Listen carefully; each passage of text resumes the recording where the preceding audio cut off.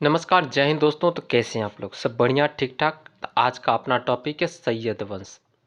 आज का अपना टॉपिक कौन सा है? सैयद वंश। सैयद वंश टॉपिक है।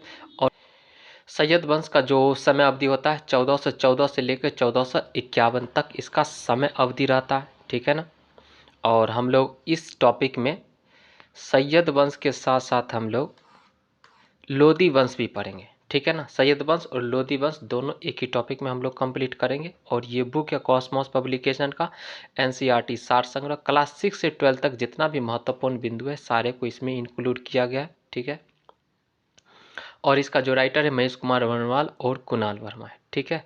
और ये टॉपिक दो टॉपिक होगा इस एपिसोड में, दो टॉपिक, एक सैयद वंश होगा और दूसरा आपका लोदी वंश होगा। दोनों टॉपिक को हम इसी टॉपिक में इसी एपिसोड में हम लोग कंप्लीट करेंगे, ठीक है। तो चलिए स्टार्ट करते हैं, देखते हैं पहला बिंदु, महत्वपूर्ण बिंदु क्या है।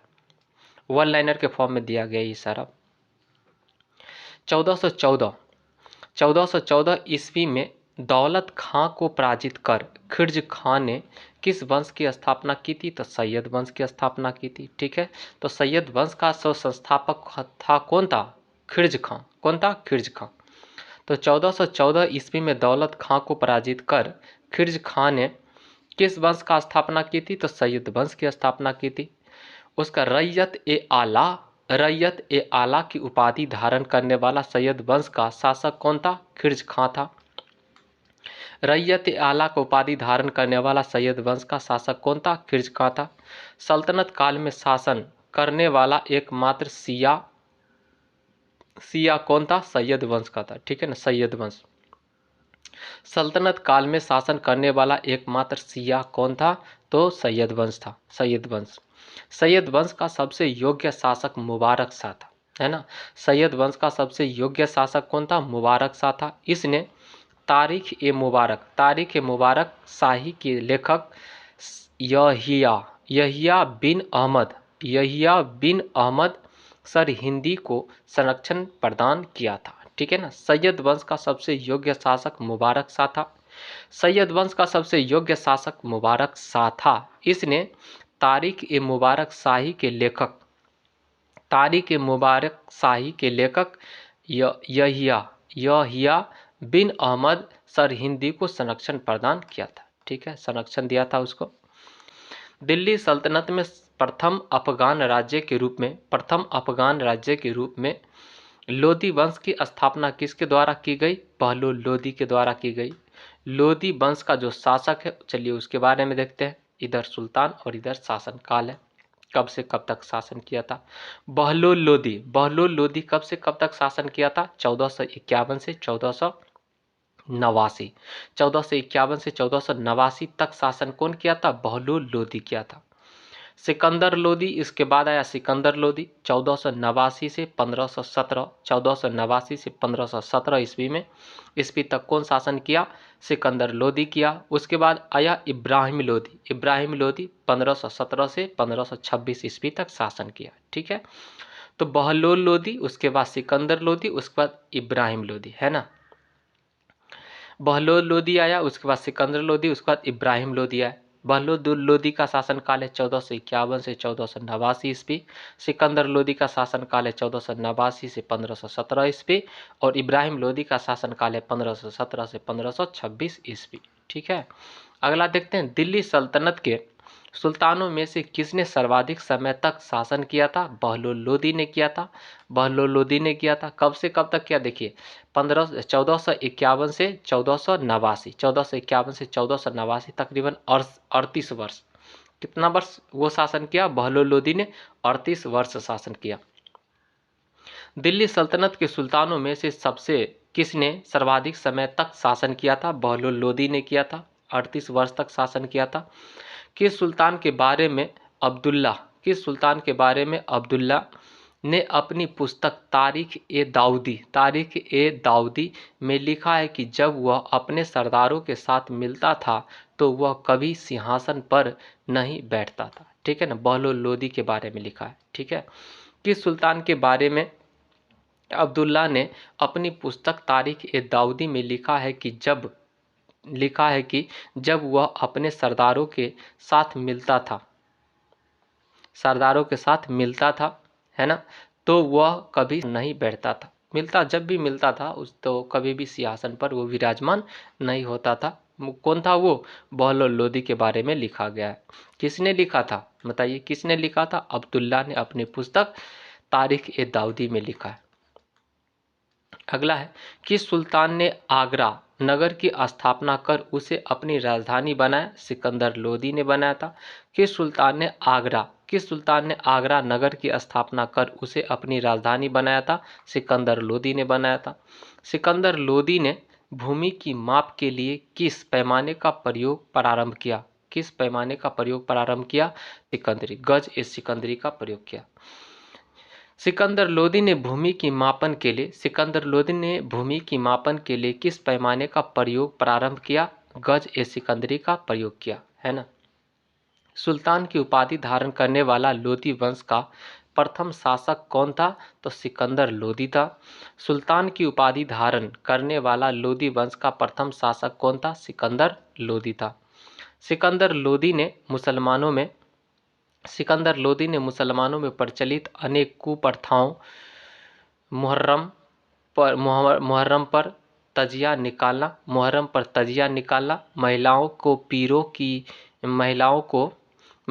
पीरों की मज़ारों पर जाने या उनकी याद में जुलूस निकालने पर प्रतिबंध लगा दिया था। ठीक है ना।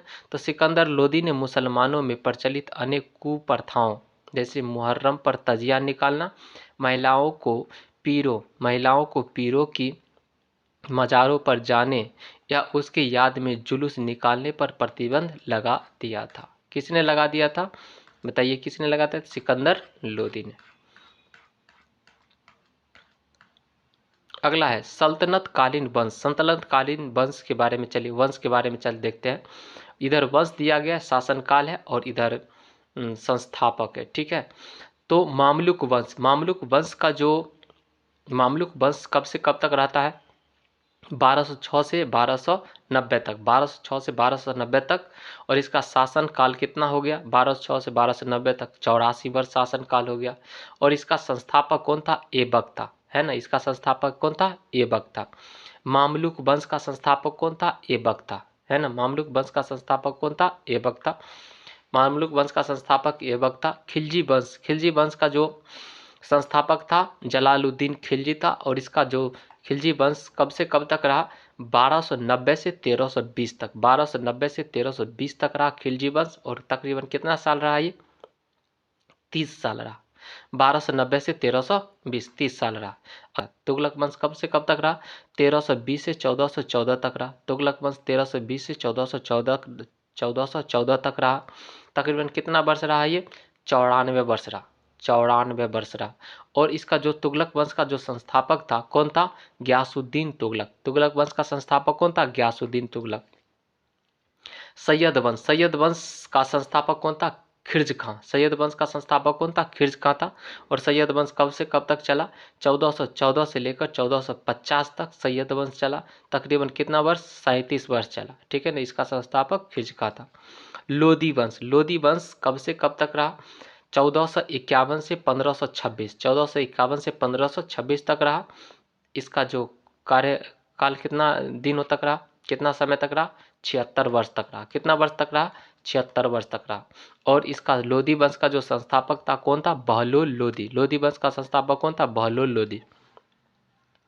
दिल्ली सल्तनत के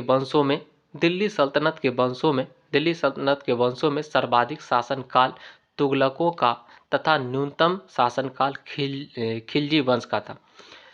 न्यूनतम शासनकाल किसका रहा? खिलजी वंश का रहा। और सर्वाधिक जो शासनकाल रहा किसका रहा? तुगलक का रहा। सर्वाधिक किसका रहा? तुगलक का रहा। तुगलक का रहा आपका 94 वर्ष। और खिलजी का रहा कितना वर्ष? 30 वर्ष, है ना। तुगलक वंश का संस्थापक था गयासुद्दीन तुगलक। और खिलजी वंश का संस्थापक कौन था? जलालुद्दीन खिलजी। भारतीय संगीत पर प्रथम फारसी ग्रंथ लज्जत ए सिकंदर शाही की रचना किसके कार्यकाल में की गई? तो सिकंदर लोदी के कार्यकाल में की गई। भारतीय संगीत पर प्रथम फारसी ग्रंथ लज्जत ए सिकंदर शाही की रचना किसके कार्यकाल में की गई? सिकंदर लोदी के कार्यकाल में की गई। सिकंदर लोदी किस नाम से कविताएं लिखा करता था? तो गुलरुखी बहुत ही है। सिकंदर लोदी किस नाम से कविताएं लिखा करता था? गुलरुखी के नाम से कविताएं लिखा करता था। लोदी वंश के साथ साथ दिल्ली सल्तनत का अंतिम सुल्तान कौन था? इब्राहिम लोदी था। लोदी वंश के साथ साथ दिल्ली सल्तनत का अंतिम सुल्तान कौन था? इब्राहिम लोदी था।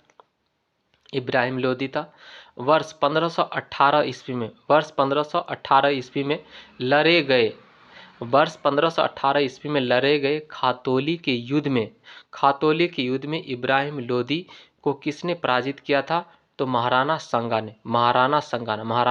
ने पराजित किया था। वर्ष 1518 में लड़े गए खातौली के युद्ध में इब्राहिम लोदी को किसने पराजित किया था? महाराणा सांगा ने पराजित किया था। पानीपत के प्रथम युद्ध में बाबर ने किसे पराजित किया था? इब्राहिम लोदी को पराजित किया था। पानीपत के प्रथम युद्ध में बाबर ने किसे पराजित किया था? इब्राहिम लोदी को पराजित किया था। पानीपत के प्रथम युद्ध में बाबर ने किसे पराजित किया था? इब्राहिम लोदी को पराजित किया था। किस सुल्तान की मृत्यु के पश्चात भारत में मुगल वंश की स्थापना हुई? इब्राहिम लोदी। किस सुल्तान की मृत्यु के पश्चात भारत में मुगल वंश की स्थापना हुई? इब्राहिम लोदी के मृत्यु के पश्चात। इब्राहिम लोदी दिल्ली सल्तनत का एकमात्र सुल्तान था जो युद्ध भूमि में वीर गति को प्राप्त हुआ। ठीक है ना। इब्राहिम लोदी दिल्ली सल्तनत का एकमात्र सुल्तान था जो युद्ध भूमि में वीर गति को क्या किया? प्राप्त किया। वीर गति यानी शहीद हो गया। युद्ध भूमि में क्या हुआ? वो वीर गति को प्राप्त हुआ। भारत में पोलो खेलने का प्रचलन किस शासक ने किया? तुर्कों ने किया। भारत में पोलो खेलने का प्रचलन किस शासक ने किया? तुर्कों ने किया। भारत में पोलो खेलने का प्रचलन किस शासक ने किया? तुर्कों ने किया। सल्तनत काल में दस्तान बंदान किसे कहा जाता था? उलेमा को कहा जाता था। सल्तनत काल में दस्तान बंदान किसे कहा जाता था? उलेमा को कहा जाता था। किस भारतीय ने संगीत यंत्र तबला एवं सितार का प्रचलन किया था? तो अमीर खुसरो ने किया था। किस भारतीय ने संगीत यंत्र तबला एवं सितार का प्रचलन किया था? अमीर खुसरो ने किया था। हिंदी खड़ी बोली का जनक किसे माना जाता है? हिंदी खड़ी बोली का जनक किसे माना जाता है? अमीर खुसरो को माना जाता है। हिंदी खड़ी बोली का जनक किसे माना जाता है? अमीर खुसरो को माना जाता है। सिकंदर लोदी द्वारा फारसी भाषा में अनुवादित ग्रंथ फड़हंगे सिकंदरी संबंधित था, आयुर्वेद शास्त्र से संबंधित था। सिकंदर लोदी द्वारा फारसी भाषा में अनुवादित ग्रंथ फड़हंगे सिकंदरी संबंधित था, आयुर्वेद शास्त्र से संबंधित था। फिरोज शाह तुगलक ने लगभग 300 नगरों की स्थापना की। फिरोज शाह तुगलक ने लगभग 300 नगरों की स्थापना की, जिसमें फतेहाबाद, हिसार, जौनपुर, फिरोजाबाद शामिल है। ठीक है ना। तो फिरोज शाह तुगलक ने लगभग 300 नगरों की स्थापना की, जिसमें फतेहाबाद, हिसार, जौनपुर, फिरोजाबाद क्या है? शामिल है। ठीक है। तो आज का टॉपिक हम लोग यहीं रखते हैं। फिर हम लोग नेक्स्ट टॉपिक में पढ़ेंगे, नेक्स्ट एपिसोड में पढ़ेंगे हम लोग विजयनगर साम्राज्य के बारे में। ठीक है। तो आज का एपिसोड यहीं तक दोस्तों। फिर मिलते हैं नेक्स्ट एपिसोड में। तब तक के लिए bye, take care, love you all. मस्त रहिए, स्वस्थ रहिए, और जितना भी पढ़ाया गया है पीछे आप जाके रिवीजन कीजिए। और इसका पीडीएफ आपको मिल जाएगा। टेलीग्राम चैनल पर जाइए और वहाँ पर जितना भी हिस्ट्री, पॉलिटी, सब कुछ का वहाँ पर पीडीएफ आपको मौजूद है। आप जाके पढ़ सकते हैं, वहाँ से निकाल सकते हैं। चलिए, जय हिंद दोस्तों, नमस्कार।